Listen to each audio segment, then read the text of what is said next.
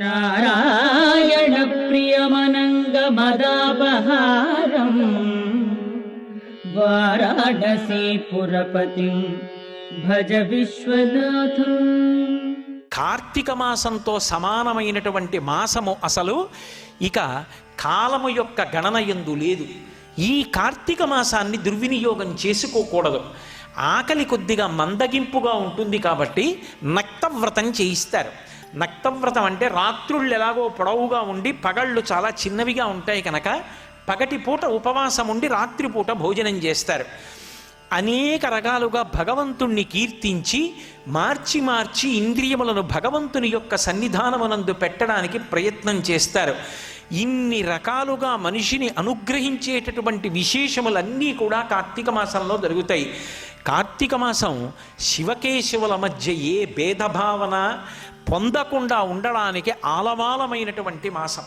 మనం తెల్లవారి లేస్తే ఒక మాట చెప్తాం, శివస్య హృదయం విష్ణు విష్ణోశ్చ హృదయం శివ యథా శివమయో విష్ణురేవం విష్ణుమయ శివ యథాంతరన్న పశ్యామి తథామే స్వస్తిరాయుషి అంటాం. విష్ణువు యొక్క హృదయము శివుడు, శివుని యొక్క హృదయము విష్ణువు. ఆ శివకేశవుల మధ్య నేను ఎన్నడూ భేదభావమును పాటింపకుండెదనుగాక. అలా పాటించనటువంటి లక్షణము చేతన ఆయుర్దాయము పెరుగుగాక అని కోరుకుంటాం. కార్తీక మాసం దగ్గరికి వచ్చేటప్పటికీ దామోదర స్వరూపంగా విష్ణు భగవానుణ్ణి కీర్తిస్తాం. త్రయంబక స్వరూపంగా పరమశివుణ్ణి ఆరాధిస్తాం. శివాలయాల్లో అభిషేకాలు అవి విశేషంగా జరుగుతాయి. విష్ణువాలయాల్లో విష్ణు సంబంధమైనటువంటి ఆరాధనలు, తులసి అర్చనలు, విష్ణు సహస్రనామ స్తోత్ర పారాయణలు విశేషంగా జరుగుతుంటాయి. దామోదరుడు అధిపతి. దామోదర శబ్దం ఎవరికి అన్వయం అంటే దామ్నా ఉదరే మాత్రా బద్ధ ఇది దామోదర. ఎవరి యొక్క కడుపు మీద ఆ తులసిమాల ఉంటుందో, ఎవరి యొక్క నడుము త్రాటి చేత కట్టబడిందో ఆయనని దామోదరుడు అంటారు. ఎప్పుడు కట్టబడ్డాడు? పరిపూర్ణావతారంగా వస్తే కట్టబడ్డాడు. పరిపూర్ణావతారం కృష్ణావతారం. ఎన్నో అవతారాలు తీసుకున్నాడు. అందులో ప్రధానమైనటువంటివి దశావతారాలు. వేదోద్ధారణ మందరాభరణ పృథ్వీధర్మ నిర్మాణ ప్రహ్లాదత్రాణ బలిప్రతారణ నృపాహంకార నిర్వాపణ వైదేహీ రమణ ధనంజయ జయ వ్యాపార పారీణ క్షోణీ దివ్యత్కరుణ తమోహరణ తండ్రి వెంకటేశ ప్రభో అంటారు. 10 అవతారాలు ఆయనవే.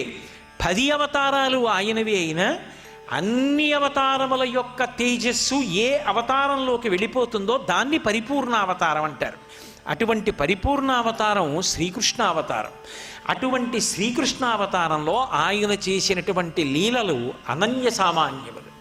కల్నులు తెరువని కడుచిన్ని పాపడై దానవి చనుబాలు త్రావి చంపే 3వ నెల నాడు ముద్దుల కుర్రడై కోపించి శకటమ్ము కులద్రోసే ఏడాది కుర్రడై ఎగసి తృణావర్తు మెడపట్టుకుని చీవి మృతుని చేసే తల్లి వెన్నలకురై తను రోలకట్టంగా బాలుడై మద్దుల కూలద్రోసే.